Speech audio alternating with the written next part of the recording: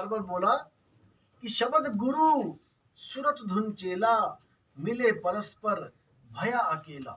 और ना कोई गुरु ना कोई चेला, तू उड़ जा हंस अकेला। अकेले ही उड़ना है। अकेले उड़ने का मतलब ये है कि आपने स्वयं में सिद्ध हो जाना है। अब आपको किसी और की जरूरत नहीं है। लेकिन कब तक? जब तक आप स्वरूप सिद्ध नहीं हो गए, जब तक आपको बोध नहीं हो गया, जब तक आपको वो अवस्था नहीं मिल गई, उसका दीदार नहीं हो गया कि वो है क्या। वो मतलब मेरा असली स्वरूप, मेरा निज स्वरूप। अपना निज स्वरूप ना जानने के कारण मैं बाकियों के स्वरूप की पूजा कर रहा था। आज देखो हर जगह किसी ना किसी की पूजा की जा रही है। किसी को कोई राम जी की पूजा कर रहा है, कोई हनुमान जी की, कोई किसी की, कोई कबीर साहब की, कोई नानक साहब की, सभी लगे हैं। लेकिन साहिब क्या बोलते हैं? 3 गुणों की भक्ति में भूल पड़ा संसार, और कहें कबीर निज नाम बिन कैसे होगे पार। 3 गुणों की भक्ति में यानी कि ऐसी चीजों की पूजा करना जो 3 गुणों में आ जाती है। 3 गुण क्या है? रजोगुण, सतोगुण, तमोगुण। रजोगुण होता है जब कोई भी चीज पैदा हो रही होती है तो वो रजोगुणी हो जाती है, और जब वो पल रही होती है तो वो सतोगुणी हो जाती है, और जब उसका नाश होने वाला होता है वो तमोगुणी हो जाती है। ऐसी इस दुनिया में कोई चीज नहीं है जो इन तीनों गुणों के अधीन नहीं है। चाहे कोई फोटो है, चाहे कोई शरीर है, चाहे कोई मंत्र है, चाहे कोई मंदिर मस्जिद गुरुद्वारा या मूर्ति है, ये सब 3 गुणों के अधीन आते हैं। यानी कि पहले पैदा हो रहे होते हैं, फिर पलते हैं, फिर नाश हो जाते हैं। जैसे कोई मंदिर मस्जिद गुरुद्वारा बन रहा है तो ईंट पे ईंट लगाई जा रही है, अभी रजोगुण में है। जब बन जाएगा और स्थिर हो जाएगा, जब चलेगा, कितने साल चला? 100 साल, 200 साल, 300 साल चल रहा है। उसके बाद जर्जर अवस्था में जब वो ढहेगा तो वो तीसरे गुण में आ जाएगा, तमोगुण में आ जाएगा। तो इसी प्रकार कोई भी शरीर है वो पहले पैदा होगा बच्चा रूप में, फिर चलेगा, हो रहा है बड़ा, होता होता होता फिर बुढ़ापे में ढलने लग जाएगा। ये भी 3 गुणों में आ जाता है। कोई मंत्र है तो पहले बोलना शुरू करोगे ओ, उसके बाद चलाओगे ओ, उसके बाद अंत हो जाएगा ओ।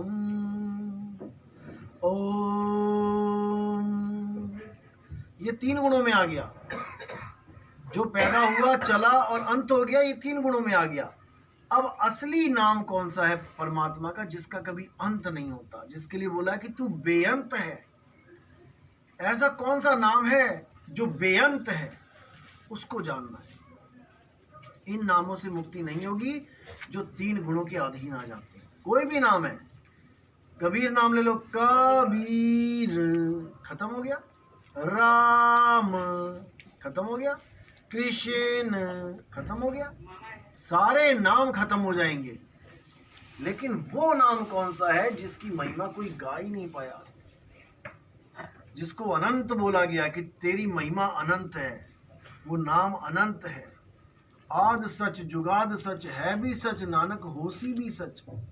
वो सदा सदा सच है, ना तो वो कभी बनता है और ना कभी बिगड़ता है। जब तक वो नाम आपके जीवन में नहीं आया, जब तक बात नहीं बनी। उसी नाम के लिए बोला कि नाम अखंड और सब खंडा, और सार शब्द गरजे ब्रह्मंडा।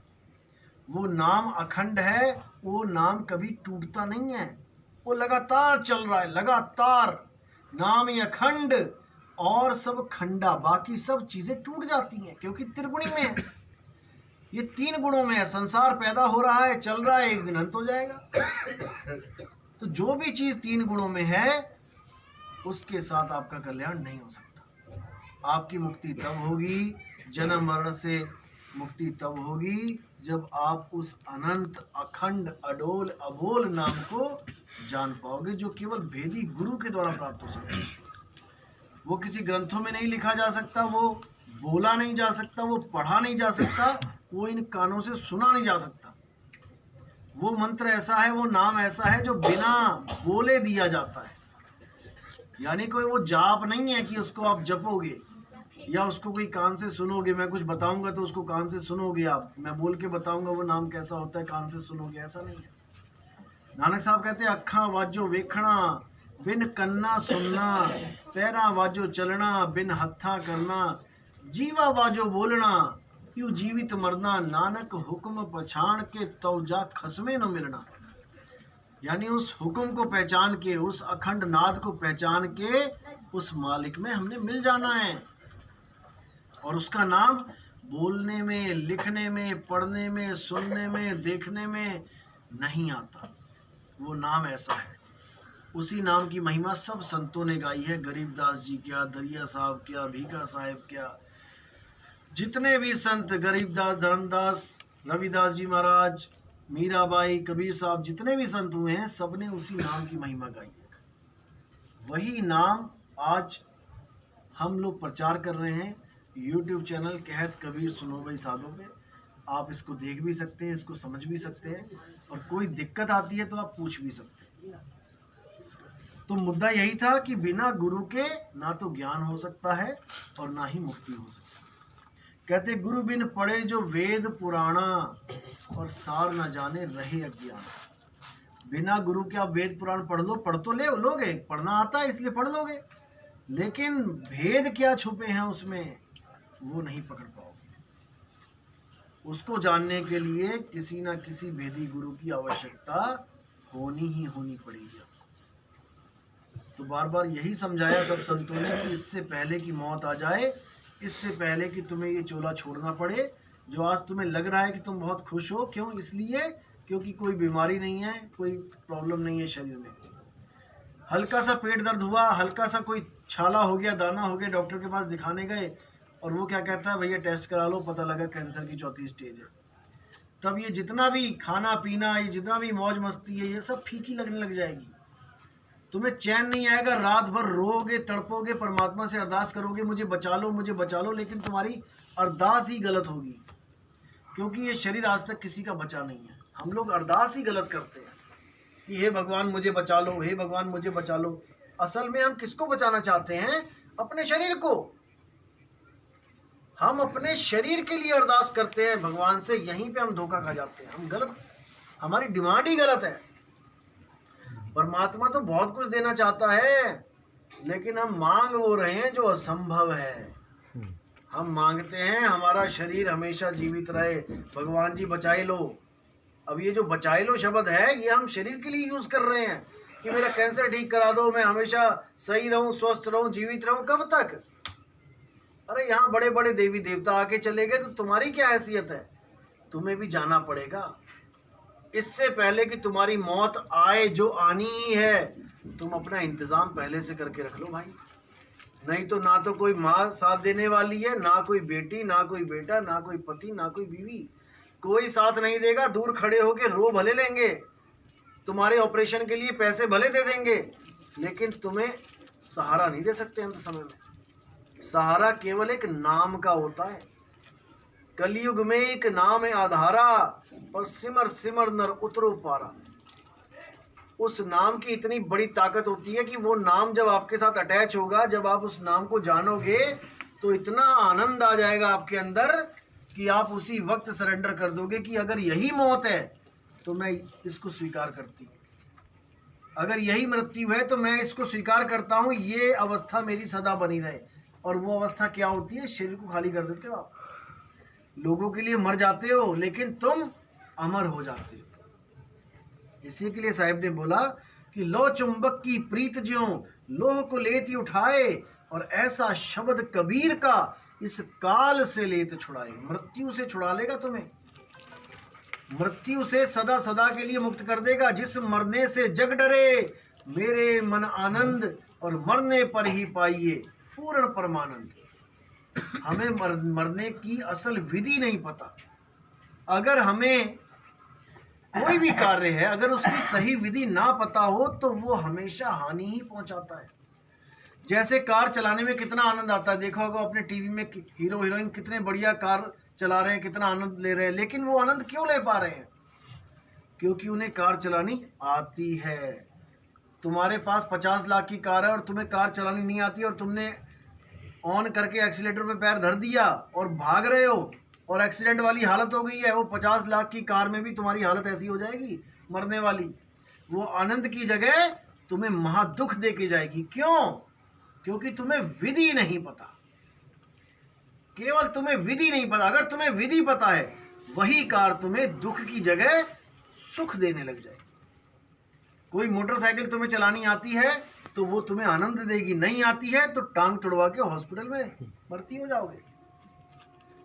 अगर तुम्हें तैरना आता है तो वो पानी तुम्हें आनंद देगा। बच्चे छलांग मार रहे हैं नदियों में, क्यों? क्योंकि उनको विधि पता है। अगर तुम्हें विधि नहीं पता तो बड़े से बड़ा आदमी भी बच्चे की तरह छलांग मार के बचाओ बचाओ करेगा वहां पे, और बच्चा तैर के बाहर आएगा हंस हंस के, वो रो रो के बचाव बचाव करेगा। क्यों? विधि नहीं पता है। इसीलिए साहिब ने कहा कि मृत्यु की भी एक विधि होती है। जब मौत आएगी एक विधि अपनानी पड़ेगी आपको।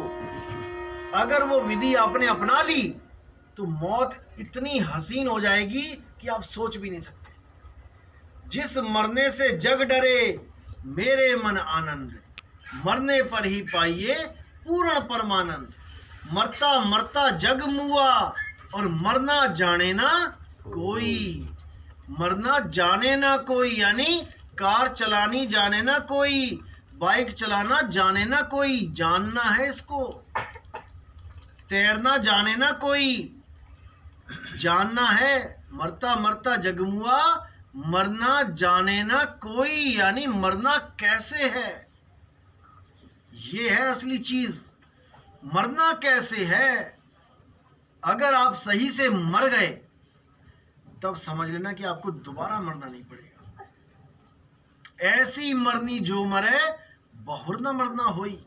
बार बार जन्म मरण से हमेशा के लिए कहानी छूट जाएगी। नहीं तो फिर इस जन्म से निकल के किसी और माँ के गर्भ में चले जाओगे, क्योंकि आए भी तो किसी माँ के गर्भ से ही हो। और किस माँ के गर्भ से आए हो, सिलेक्ट करके नहीं आए हो, चूज करके नहीं आए हो। किसी भी माँ के गर्भ में आपको डाल दिया जाएगा। गर्भ से बाहर आने के बाद आपको पता लगेगा ये मेरी माँ है जिसके गर्भ से मैं बाहर आया हूं। और जरूरी नहीं है कि इंसान का ही चोला मिलेगा। कुत्ता बिल्ली बकरा पता नहीं कौन कौन से गर्भ में कितने पल रहे हैं, निकल रहे हैं, फिर कारों के नीचे आके मर जा रहे हैं। तो मुद्दा ये है कि साहिब कहते हैं कि जहां से आया और वहीं समाया, तो कहे कबीर तूने क्या कमाया। यानी कहां से आया? गर्भ से आया। और कहां समाया? फिर गर्भ में चला गया। जहां से आया और वहीं समाया, कहे कबीर तूने क्या कमाया। गर्भ में तो अरदास करता था कि भक्ति करूंगा, एक बार निकाल दो परमात्मा, दया करो, मेहर करो, एक पल भी तुम्हें नहीं भूलूंगा। और बाहर आते ही ठंडी ठंडी हवा लगी और सब माया के जाल में फंस गए। अब दोबारा जब आएगी मौत तो तुम्हें फिर कान से पकड़ के वहीं डाल देगी। अब फिर अरदासें करोगे, बचाओ प्रभु बचाओ, और फिर निकलोगे, फिर वही काम चलेगा, फिर गर्भ में चले जाओगे। इस प्रकार आप सोच भी नहीं सकते कि कितनी माएं और पिता आपके हो चुके हैं। अगर आपके सारे जन्मों की माता और पिता आ जाएं तो ये रोहतास जिला भर जाएगा पूरा, और सब कहेंगे तू मेरा उस जन्म में पुत्र था, तू मेरा उस जन्म में पुत्र था, और आप हाथ जोड़ के भागोगे। अरे भैया मुझे नहीं चाहिए इतनी माता इतने पिता। अभी बहुत अच्छे लग रहे हैं क्योंकि अभी एक एक पीस है, इसलिए लग रहा है कि मेरी तो माँ है, मेरे तो पिता है, मेरा तो बेटा है, मेरी तो बेटी है। सारे जन्मों के रिश्तेदार इकट्ठे होके आ जाए तो भागने को जगह नहीं मिलेगी आपको। यही माया है, इसी को समझना है, इसी से बचना है। एक ऋषि था जो 12 साल गर्भ में रहा, सुना होगा आपने, सुखदेव मुनि। 12 साल पैर लगा के खड़ा हो गया गर्भ में अटका के, मैं तो नहीं निकलता। 12 साल में जब उसकी माँ का पेट इतना बड़ा हो गया तब ब्रह्मा विष्णु महेश गए, भाई क्या क्या कर रहा है ये, तूने प्रकृति का नियम ही तोड़ दिया तूने, तो बाहर आ जा। कहता बाहर नहीं आऊंगा, तुम्हारी त्रिगुणी इतनी ज्यादा, त्रिगुण तुम्हारे इतना खतरनाक है, मुझे फिर भरमा दोगे तुम। क्योंकि गर्भ में दिव्य दृष्टि खुली होती है, गर्भ में आपको पता होता है कितने जन्म लटक लटक चुका हूं मैं, कहाँ कहाँ जन्म लिया मैंने, कहाँ कहाँ क्या किया, तभी अरदासें कर रहा होता है कि भगवान फिर फंस गया आके और बाहर निकलते ही फिर भटक जाता हूँ। क्यों? त्रिगुणी माया की वजह से। तो ब्रह्मा विष्णु महेश जब गए तो कहते निकल भाई बाहर, वो कहता मैं नहीं निकलता, तुम फिर फंसा लोगे मुझे तीनों मिलके। तो कहते फिर क्या चाहता है तू? कहता है कि एक पल के लिए अपनी माया रोक दो, एक पल के लिए। कहते हैं ठीक है भाई रोक लेते हैं। तो जैसे ही उसने माया रोकी, उसने एकदम गर्भ से बाहर छलांग मारी और वो जो नाड़ुआ सा होता है उसको दौड़ता दौड़ता तोड़ रहा है, जंगल की तरफ भाग रहा है और दौड़ता दौड़ता तोड़ रहा है। और माँ कह रही है अरे बेटा, बाप कह रहा है बेटा सुन तो, अरे क्या कौन किसका बेटा, पता नहीं कितनी बार तू मेरा बेटा हो लिया, कितनी बार मैं तेरा बेटा हो लिया। अरे भागो, ये माया है, ये माया है, अटका दिया इसने तुम्हें, मुझे नहीं अटका पाएगी। लेकिन फिर भी सतगुरु ना मिलने के कारण मुक्ति नहीं मिल पाई। इतना कुछ करने के बाद भी मुक्त नहीं हो पाए, क्योंकि सतगुरु नहीं मिल रहा है, भेदी गुरु नहीं मिल रहा है। और भेदी गुरु कब मिलता है? जब परमात्मा स्वयं चाहता है कि इस जीव का कल्याण हो जाए। बहुत जन्म इसने भटक लिया, भक्ति भी कर रहा है, लेकिन कोई सतगुरु नहीं मिल पा रहा है, इसलिए बार बार आ रहा है, चल इस बार इसको भेदी गुरु दे देते हैं। देते तो वो हर बार हैं, लेकिन जीव उसको पकड़ नहीं पाता है। मिलते तो सतगुरु हमेशा हैं, हर जन्म में मिलते हैं, लेकिन पकड़ नहीं पाता है जीव उसको, भ्रम में रह जाता है। ये कबीर साहब का वचन है कि ऐसा कोई समय नहीं, ऐसा कोई युग नहीं जब मैंने आके प्रचार नहीं किया। हर युग में प्रचार करते हैं, शब्द रूप में सबको ज्ञान देते हैं, लेकिन बंदा उसको कैच नहीं कर पाता। जैसे आज शब्द रूप में ज्ञान दे रहे हैं, 50 लोग बैठे हैं, अब इन 50 लोगों को आज शब्द रूप में कबीर साहब ज्ञान दे रहे हैं, लेकिन इन 50 में से केवल 1 या 2 बंदे इस बात को समझ पाएंगे, बाकी अगले जन्मों में चले जाएंगे। फिर अगले जन्म में बैठेंगे, सोचेंगे हमें कब मिले, हमें गुरु कब मिले। ऐसे ही मिलते हैं, शब्द रूप में मिलते हैं, ज्ञान समझाते हैं शब्द रूप में, लेकिन जीव पकड़ नहीं पाता है। इसीलिए साहिब ने बोला है कि भेदी गुरु अगर आपके जीवन में आ जाए तो समझ लो कि वो आपका आखिरी जन्म है, आखिरी जन्म हो जाता है वो जन्म, अगर भेदी गुरु मिल जाए। क्योंकि जिस वस्तु की आपको तलाश है, वो वस्तु आपके पास है, लेकिन भेदी गुरु ना होने के कारण उसका आपको एहसास नहीं हो पा रहा है। अब भेदी गुरु का क्या काम है? वो उस वस्तु तक आपको पहुंचा देता है। आप ढूंढ कहीं और रहे हो और वस्तु कहीं और पड़ी है, वो आपको केवल एक सही डायरेक्शन दे देता है कि बेटा वहां नहीं, वहां ढूंढ। तो कहते हैं वस्तु कहीं और ढूंढे कहीं, कैसे लागे हाथ, गुप्त वस्तु तब मिले, भेदी लीजे साथ, भेदी लीना साथ में, दीनी वस्तु लखाए, और कोटि जन्म का पंथ था, पल में पहुंचा जाए। करोड़ों जन्म लग जाते उस वस्तु को ढूंढते ढूंढते जो तुम्हारे पास है, लेकिन मिलती नहीं। भेदी गुरु मिल गया, अब इसी जन्म में मिल जाएगी, जिसको हम कहते हैं परमात्मा, जिसको हम कहते हैं परमात्मा। वो है कहाँ, रहता कहाँ है वो? क्या वो मंदिरों में रहता है? जब मंदिर नहीं बना था तब कहाँ रहता था? इसका मतलब हम बनाते हैं उसका घर, इसलिए वो रह पाता है वहां पे, वरना वो बिना घर का है, बेघर है वो। जैसे हम घर बनाते हैं, हम अपने बच्चों को शिफ्ट कर देते हैं, जा बेटा तुम उस कमरे में रहो, तुम उस कमरे में रहो, तुम उस कमरे में रहो। और अगर घर ना बना होता तो बच्चे कहाँ रहते हैं? बिना घर के रहते हैं।